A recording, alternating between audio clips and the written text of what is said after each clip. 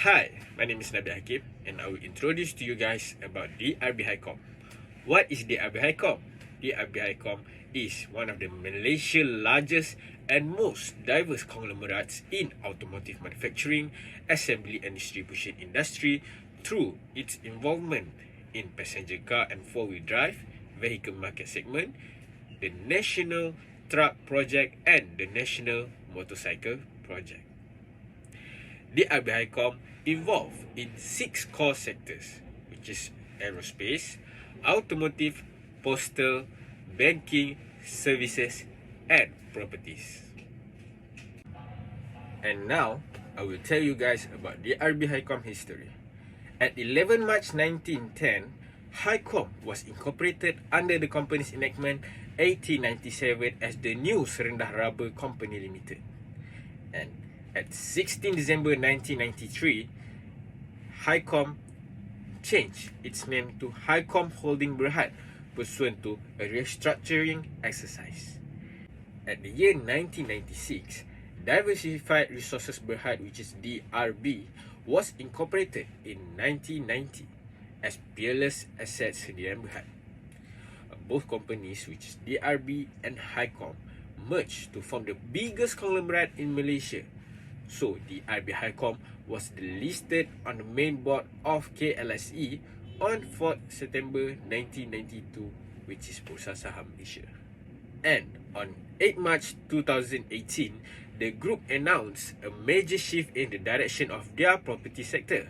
The company announced the sale of several plots of land and all its hospitality assets. And at 24 February 2022, DRB Hicom managed to record 153.37 million ringgit per tax profit with a revenue of 4.12 billion in 3 months to 31st December 2021. And now, I will talk about management approach. Management approach are techniques that are used to direct and control an organization. This may be adopted by an organization or individual manager as element of their style. So, in order to achieve the aim and objective of a project, the DRB Hicom are concerned about the best way to determine an effective organization, which is applying a suitable management approaches in guiding their employee. Factors in considering segment reporting. First one, nature of the business activities, which is business activities from which it may earn revenue and incur expenses. The second one, existence of managers responsible for the activities, for making decisions about resource to be allocated to the segments and assess its performance. The third one is information presented to the board of directors for which discrete financial information is available. Next is type of segment, which is business segment. The first one is automotive. The manufacturing, assembling, and distribution of passenger and commercial vehicles, including motorcycles. The second one is aerospace and defense, plays an important role in the global supply chain of aviation parts. The third one is postal. They own Post Malaysia Berhad, the national postal service provider. The next one is banking. Bank Muamalat Malaysia Berhad champions values-based Islamic banking across the country. The fifth one, services. Vehicle inspection, tertiary education, ground handling, and logistics. The last one is properties. Specialized in property development and management of assets built under concession agreements with the government. For geographical segment, depends on location that business has been conducted, such as automotive in Pahang, Kedah, Singapore, Thailand, and Japan. For postal, in Klang Valley and Penang. For banking, all 14 states in Malaysia. For properties, Melaka, Perak, and Johor, and other sectors in Delhi, Shenzhen, and Manila. Datuk Sri Syed Faisal Albar, the Group Managing Director, which is Chief Operating Decision Making, and his responsibilities are developing the strategic direction of the group, ensuring high performance and productivity of senior management by motivating them through performance management and professional development. The third one, ensuring the day-to-day operations of the group are effectively managed. Hi, my name is Muhammad Mubin, and I will be explaining about how to identify reportable segment and non-reportable segment. Generally, a segment is reportable if it meets the 10% threshold. The 10% threshold can be measured by using revenue test, asset test, and profit test. Other than that, there will also be 75% rule in which the total external revenue attributable to the segment is at least 75% of total entity revenue. If the 75% threshold is not met, then another segment need to be added in the reporting statement until it's added up to 75%. Bear in mind that the segment that we added in the new reporting need not to be at least 10% threshold. Okay, let's see an example. So this is the segmented reporting that we get from DRE by Hicom in our report. We are using the revenue method in calculating the 10% threshold. So to calculate the 10% threshold, we need to total up all of the revenue of each segment, and then we need to compare each segment with the total revenue of that we have calculated.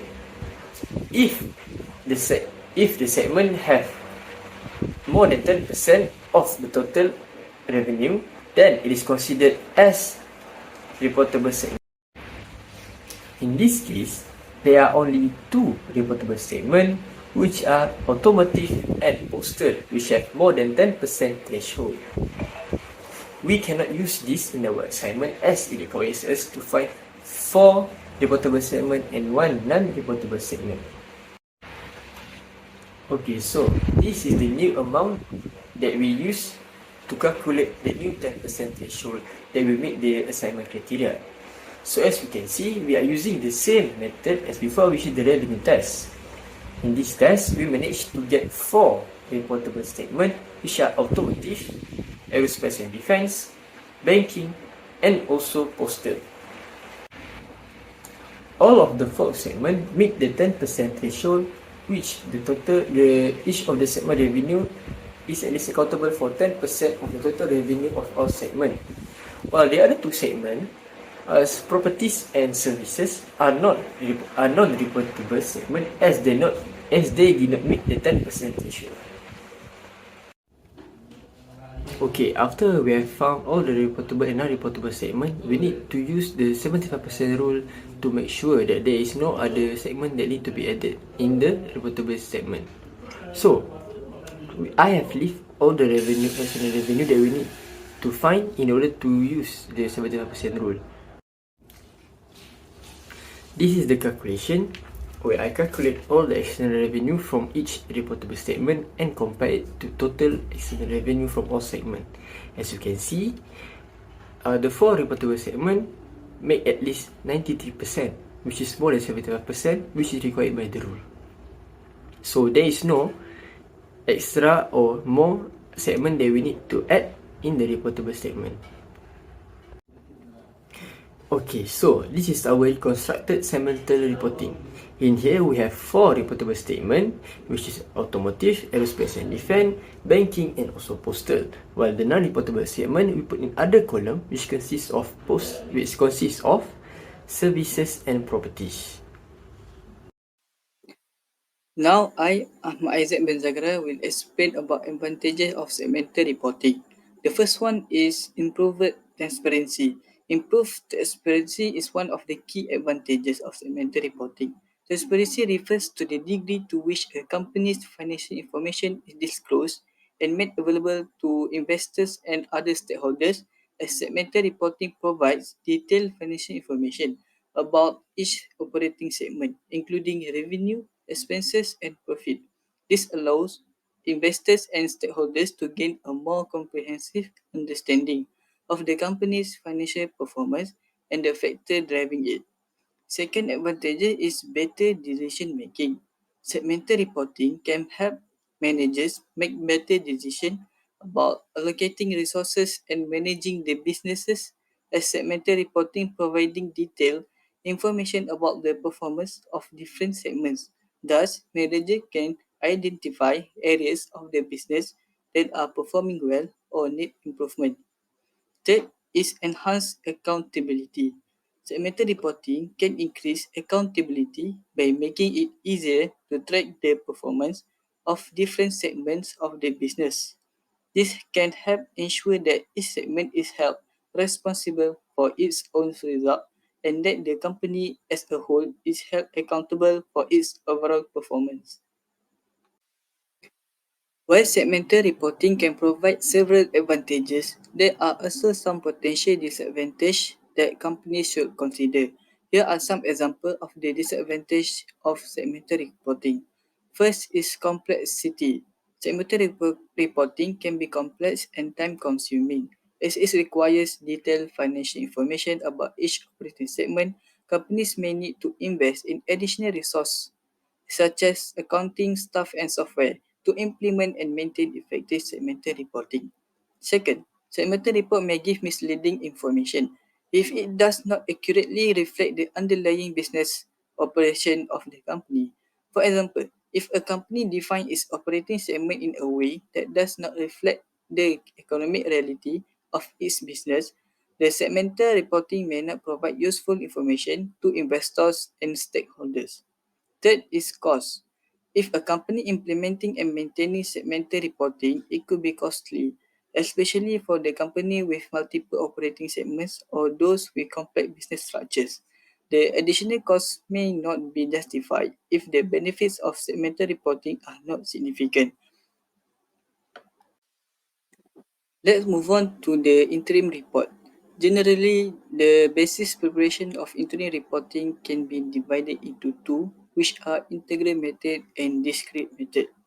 An integral method is part of annual and is a fraction of annual report formulated by multiplying the annual values and a fraction of the reporting period.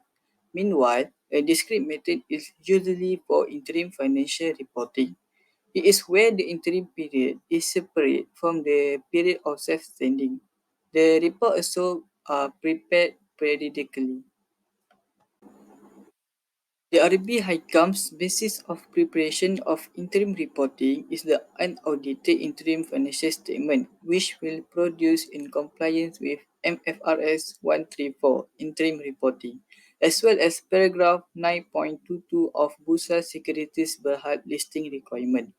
The group's audited annual financial statement of the financial year ended 31st December 2022 should be read in conjunction with the unaudited interim financial statement, which will prepare as per the Malaysian Financial Reporting Standard MFRS, International Financial Reporting Standard IFRS, and the requirement of Malaysia's Company Act 2016.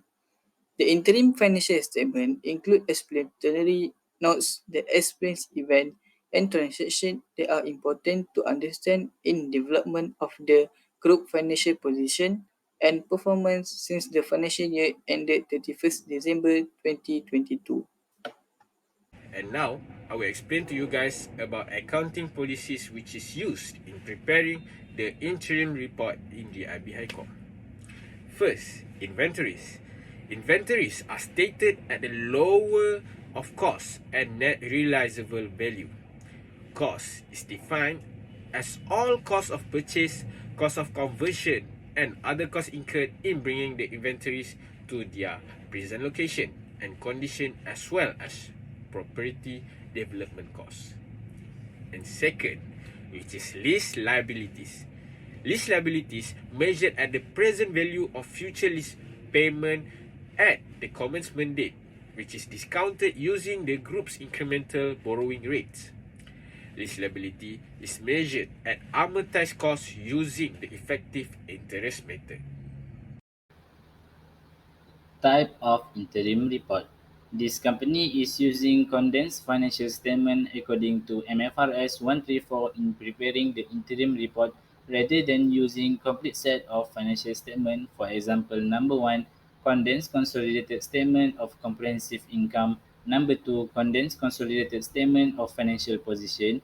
Number 3, condensed consolidated statement of changes in equity. Number 4, condensed consolidated statement of cash flows. Number 5, explanatory notes to the interim financial report. For the first quarter, start on 1st January 2022 until 31st March 2022. For the second quarter, start on 1st April 2022 until 30th June 2022. For the third quarter, start on 1st July 2022 until 30th September. This is the period for the current and comparative of each statement prepared by the RB Hicom. For this one, this is for the statement of profit or loss and other comprehensive income. We can see that for the current interim, the reporting period is for 3 months and the reporting date starts at 1st July 2022 and end at 30th of September 2022. By the way, for the comparative end of the year, there is 12 months and it starts at 1st January 2022 and end at 31st December at 2022. Here are the period for the current and comparative of each statement prepared by DRB Hicom. We can see that here are the statement of financial position, statement of changes in equity, and statement of cash flow. You can see that the current interim reports for both three statements started at 1st January 2022 and end at 31st December 2022, while for the comparative financial report, they all started at 1st January 2021 and end at 31st December 2021. Both of these reports take the reporting period for 12 months. Adjustment Situation 1. Property, plant and equipment as at 30th June 2022 was RM567801400. On 30th June 2022, one of the factory owned by the RB Hicom was damaged by fire and partially damaged. Hence, the RB Hicom decided to conduct an impairment test for the factory. The factory was acquired on 1st July 2017, which is cost RM15,750,000 that has a useful life of 20 years. It is the policy of the company to depreciate all its PPE using straight line method on yearly basis. On 30th June 2022, the fair value less cost to sell of the factory were RM 11 million and the value in use of the factory was RM 9,500,000. Since fair value less cost to sell is more than value in use of the factory, therefore the recoverable amount is RM 11 million. The formula to calculate impairment loss is carrying amount minus recoverable amount. The carrying amount of the factory is RM 11,812,500 minus recoverable amount is 11 million. Then, impairment loss as at 30 June 2022 is RM 812,500. As shown in the statement of financial position above, the value of PPE before the adjustment was made is RM 5678014 and after the adjustment has been made is RM 5677201.5. Adjustment Situation 2. Gross amount of account receivable as at 30 June 2022 was RM 2675545,000. On 18 June 2022, it is estimated that RM 21,350,000 cannot be collected by the end of 30 June 2022.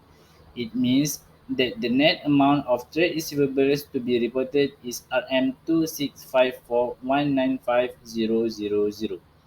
As shown in the statement of financial position above, the value of account receivable before the adjustment was made is RM 2675545 and after the adjustment was made is RM 2654195.